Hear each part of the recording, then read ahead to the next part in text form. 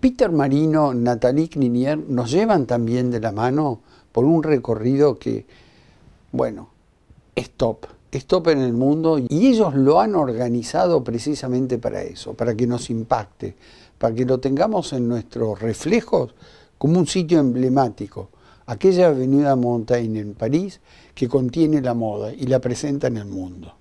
This is the third time I'm redoing it. Can we call it a reincarnation? This time we doubled the size, doubled the volume. We went up, put a flight of stairs in. It used to be a single level shop. The interiors are going to be vintage Peter Marino, a combination of deconstructivist architecture with these 8M doors and windows.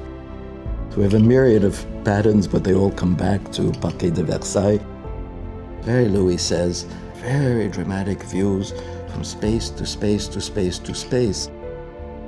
And the theme was all about flowers from all the various homes that Mr. Dior had, both in Normandy and the south of France.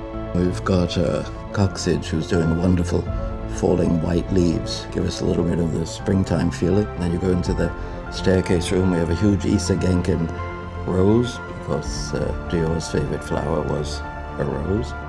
I don't know who invented the phrase, the new look for Dior, but I think you can apply it to this one when it opens. It's a new look, buddy. Sur le projet, en fait, j'ai fait la scénographie, plus particulièrement de la galerie.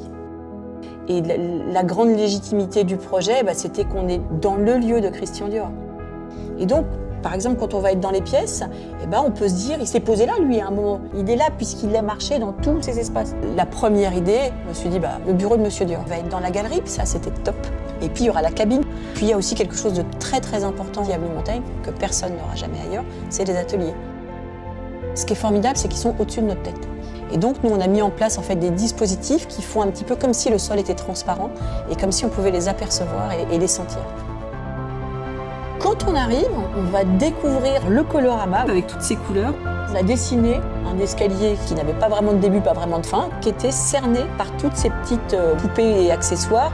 Ça va aller du blanc à la couleur et sur 3 niveaux, donc ça va être très impressionnant. Un musée, en général, on rêve de grands espaces avec une belle hauteur sous plafond. Et aussi, ce qui fait sa force, c'est le côté intime, c'est-à-dire qu'on est à la maison. Selon les personnalités des gens, chacun aura sa pièce préférée.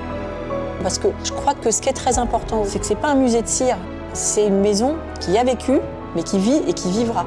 Ce qui est joli quand on écrit une histoire, c'est de la voir se continuer. Et c'est la vie.